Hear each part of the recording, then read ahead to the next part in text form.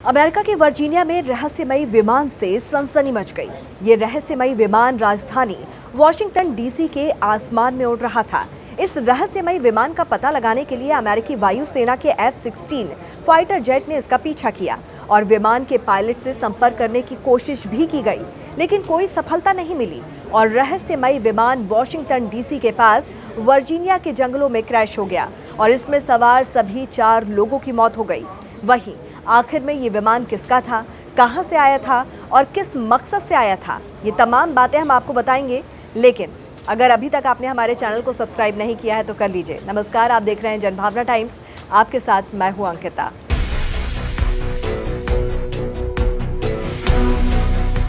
रहस्यमयी प्लेन ने अमेरिकी सुरक्षा व्यवस्था की नींद उड़ा दी थी। वर्जीनिया राज्य पुलिस ने बताया कि हमें रविवार शाम करीब 4 बजे रहस्यमयी विमान की सूचना मिली थी।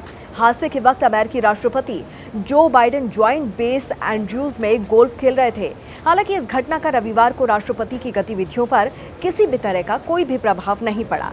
पहले वॉशिंगटन में ये विमान उड़ान भर रहा था। जब अमेरिकी लड़ाकू विमानों ने इसका पीछा किया तो ये प्लेन अनियंत्रित हो गया और अमेरिकी राज्य वर्जीनिया में क्रैश कर गया। अमेरिकी अफसरों ने इस प्लेन क्रैश की पुष्टि भी कर दी है। हादसे के कारण विमान में सवार सभी 4 लोगों की मौत हो गई। दरअसल F-16 विमान से पीछा करने पर भागते वक्त रहस्यमयी विमान अनियंत्रित हो गया और क्रैश हो गया। अधिकारियों के मुताबिक अमेरिका की राजधानी वॉशिंगटन डीसी में सोनिक बूम भी सुना गया। जब फाइटर जेट एक छोटे प्लेन का पीछा कर रहे थे तो इस आवाज ने लोगों को दहला दिया था। लोग डर गए थे। ये प्लेन बाद में वर्जीनिया में जाकर क्रैश हो गया।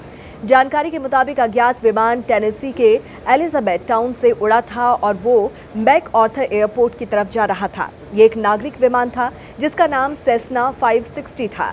विमान मेलबर्न इंक के एनकोर मोटर्स के लिए रजिस्टर था, जो फ्लोरिडा में स्थित है।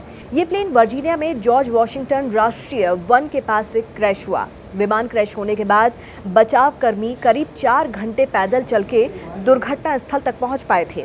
प्रेस रिलीज में ये बताया गया कि जब इस विमान से संपर्क करने की कोशिश की जा रही थी तो पायलट ने किसी तरह का कोई जवाब नहीं दिया।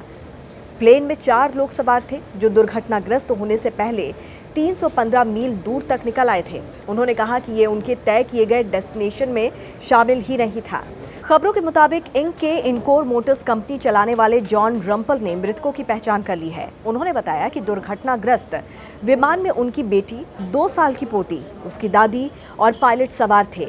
वो उत्तरी कैरोलिना में अपने घर का दौरा करने के बाद लॉन्ग आइलैंड पर ईस्ट हैम्पटन में अपने घर लौट रहे थे, तभी यह हादसा हो गया। बहरहाल इस खबर पर आपकी क्या राय है, ज़रूर हमें कमेंट करके बताइए। जुड़े रहिए जनभावना टाइम्स के साथ। नमस्कार।